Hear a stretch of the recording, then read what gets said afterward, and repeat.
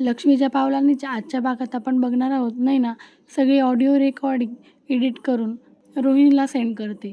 रोहिणी खुश होऊन म्हणते, चला करा खरे, आता तुझी वरात निघणार आहे. सरोजबेनीला कसं पेटवायचं आता मला चांगलं माहिती आहे. आणि इकडे नाही ना विचार करते, तुझेच शब्द कसे तुझ्या घशात घालते हे बघच आता तू. रोहिणी तिथून सरळ सरोजच्या रूममध्ये जाते. सरोज जवळ आल्यावर रोहिणी तिला म्हणते, सरोजबेनी मला काहीतरी बोलायचं आहे. त्यावर सरोज म्हणते, मी काम करते रोहिणी, टाईमपास नको करू. तेव्हा रोहिणी म्हणते, तू फक्त कामच कर, घरातले बाकीचे तुझ्याबद्दल काय काय बोलून जातील आणि तू फक्त कामच करत राहा. नंतर तिला ती रेकॉर्डिंग ऐकवते. रेकॉर्डिंग ऐकून सरोज संतापते व तिथून जायला सुटते की रोहिणी तिला थांबवते व तिला अजून भडकवते व म्हणते, तू अद्विकला स्वतः वाढवले एकट्याने आणि आता ह्या घरात काय होतंय, सगळं तिच्या मर्जीने होते. एक दिवस असा येईल की तिच्या घरचे सगळे इथे येऊन राहतील. तुझं काहीच ऐकत नाही आहे, ती एका कानाने ऐकते एका कानाने सोडते. म्हणून आता जो न बोलून करतो ना ती कला खरी, आणि तुझ्यात खूप पॉवर आहे गं, त्या पॉवरचा यूज का करत नाहीस तू. हे ऐकून सरोज विचारातच असते. नंतर रोहिणी एकदम सायकॅस्टिकली असते व तिथून, मी चालले हां, तू कर तुझं काम, हे म्हणून तिथून चालली जाते. ती निघून गेल्यावर सरोज म्हणते, ही मुलगी साधीसुधी नाही आहे, चांगलेच रंग दाखवते आता, आणि हिला ना कसं ताब्यात घ्यायचं हे मी बरोबर बघते. खरोखरीच अजून मी बघितले नाही आहे. स्वतःच्या माहेरच्यांना कम्फर्टेबल ठेवते आणि आम्हाला नेहमी टेन्शनमध्ये राहते. हे बोलून तिने लगेच एक फोन लावते व त्यांना सांगते, मला तुमच्याशी काम आहे, मला काहीतरी माणसं पाहिजे, धमकी देतील आणि वेळ पडली तर तोडफोडसुद्धा करतील.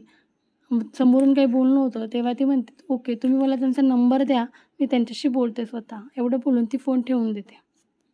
इकडे बेडरूममध्ये काम करता करताच कलाला एक आयडिया सुचते व ती अद्विकला ती बोलून दाखवते की आपण ह्यावर्षी अंबाबाईचे दागिने कोल्हापुरी साज किंवा चिंचपेट यामध्ये केले तर. अद्विक साफ नकार देतो व म्हणतो, मागच्या वर्षीही मी अंबाबाईचं डायमंडचा नेकलेस बनवला होता, आबासाहेबांना त्यावर खूप राग आला होता, त्यामुळे काहीच करायचं नाही आहे. तेव्हा कला म्हणते, अरे मी कल्पना दिली म्हणून तू नकार नको देऊ ना, मी एक रफ डिझाईन बनवते आणि तुला दाखवते, तू बघ. त्यावर अद्विक नाहीच म्हणतो व म्हणतो, फायनल डिसिजन हा मीच घेणार आहे. तेव्हा कला म्हणते, फायनल डिसिजन हा आबासाहेब चांदेकर घेतील, म्हणून आता बघू आपण काय करायचं ते. इकडे कलेंच्या घरी काही गुंड येतात व जे दिसेल ते तोडायला लागतात. विचारल्यावर म्हणतात, तुम्ही आमचे हप्ते भरले नाही तर आम्ही तुमचं नुकसान करणार. एवढं सगळं बोलून ते हातात येईल ते तोडायला लागतात. काजल कलाला फोन करते. इकडे कला डिझाईन बनवत असताना तिला काजलचा फोन येतो व काजल तिला सांगते की ताई, घरात गुंडे आले व ते सगळी तोडफोड करत आहे. आम्हाला तर काही मारत नाही आहे, पण ते म्हणत आहे की हप्ते नाही दिले म्हणून आम्ही तोडफोड करतोय. त्यावर कला म्हणते, अगं हे कसं शक्य आहे, आईंनी तर मला सांगितलं होतं की पुढचे 2 एक्स्ट्राचे हप्ते पण भरले तिने, हे कसं आहे. तर काजल म्हणते की ताई तू प्लीज एक काम कर ना, लवकर ये ना. कला एकदम घाईघाईतच तिथून निघते. अद्विक तिला विचारायला जातो पण ती तिथून चाली जाते. अद्विक विचार करतो, या 4 भिंतीत विचारून काही फायदाच नाही, आबांसमोर दिसलं पाहिजे की मी काळजी करतोय. व नंतर तो तिथून चालला जातो कलाच्या मागे. बाहेर हॉलमध्ये कला धावत धावत येते की तिच्या मागे अद्विकही येतो व तो विचारतो, अगं काय झालं, तू अशी का आलीस. तेव्हा कला सांगते, आमच्या घरी कोणी गुंडे येले आणि ते तोडफोड करताय आणि म्हणताय आम्ही हप्ते भरले नाही, पण आम्ही खरंच हप्ते भरले हो. तेव्हा अद्विक म्हणतो, ठीक आहे तू नको जाऊस एकटी, मी पण तुझ्यासोबत येतो. आबा म्हणतात, बरं आहे तू चाललाय तिच्यासोबत, फक्त मला कळवा काय होतंय ते. व ते दोघं तिथून चालले जातात. ते गेल्यावर रोहिणी आबांना म्हणते, आबा कलाच्या घरी एवढं सगळं झाले तर मला नाही वाटत आता ते मूर्ती बनवू शकेल, आपण त्याची जिम्मेदारी रोहनला देऊयात का. तेव्हा आबा म्हणतात, तू तडकाफडकी निर्णय नको घेऊ, संध्याकाळपर्यंत बघू. आणि मागच्या वेळेस बघितलं ना कसं एका रात्रीत तिने मूर्ती घडवली, त्यावर मला यकीन आहे ती बरोबर मूर्ती बनवेल. आबा तिथून चालले जातात. इकडे सरोज टेन्शनमध्येच रूममध्ये फेऱ्या मारत असते की तिचा फोन वाजतो. तर गुंड फोन करून तिला सांगतात काम झालंय व इकडे सरोज एकदम मंद मंद हसते. इकडे कला आणि अद्विक तिच्या घरी येतात. तेव्हा सगळी तोडफोड पाहून कला काजलला विचारते, अगं उंड्या हे काय.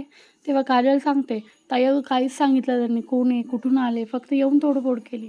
कलाचे बाबाही तिला विचारतात, हो ना आम्ही तर किती त्यांना विचारलं पण ते काहीच सांगायला तयार नव्हते. तेव्हा कला म्हणते, ठीक आहे मी बँकेत फोन करून विचारते. तेव्हा ती फोन लावतच असते की कुणीच फोन उचलत नाही. मग कलाचे बाबा शेवटी अद्विकच्या पाया पडतात व म्हणतात, अद्विकराव आम्ही तर काहीच केलं नाही आहे आणि ते आमचा विश्वास पण पडणार नाही. तुम्ही प्लीज तुमचा शब्द टाका ना, ते मानून येतील. अद्विकला खूपच ऑकवर्ड वाटते व सगळे त्यांना मिळून उभं करतात. अद्विक त्यांना म्हणतो, "अहो तुम्ही पाया वगैरे काय पडताय? तुम्ही माझ्यापेक्षा खूप मोठे आहे. असं पाया नका पडू." मी त्या पतसंस्थेच्या हेडला फोन लावून बघतो. तेव्हा कला म्हणते, "अरे पण मग आज तर रविवार आहे, कोणीच फोन उचलणार नाही." तेव्हा कलाची आई म्हणते, "अगं त्यांचा उचलतील ते फोन." अद्विक फोन लावतो व त्यांना विचारतो, की तुमच्याकडे कोणी माणसं मदत करायला आली, तर तुम्ही त्यांच्या घरी असं गुंड पाठवून तोडफोड करणार का? तेव्हा त्याला कळते, की त्यांच्याकडून तर कोणतीच माणसं तिथे आलेली नव्हती व तो तसा सगळ्यांना सांगतोही. सगळे खूप काळजीत पडतात, की कोण होती ती माणसं म्हणून.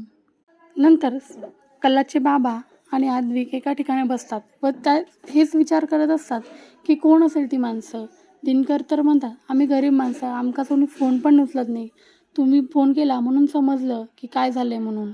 पण मग असेल कोणी माणसं?" अद्विक पण त्यांना विचारतो, "पण वेगळी माणसं म्हणजे काय?" तर आजच्या भागात एवढंच. तर पुढे काय होणार? अद्विक पत्ता लावू शकेल का, की हे कुणी केलंय आणि त्याला समजल्यावर त्याची काय रिॲक्शन असेल?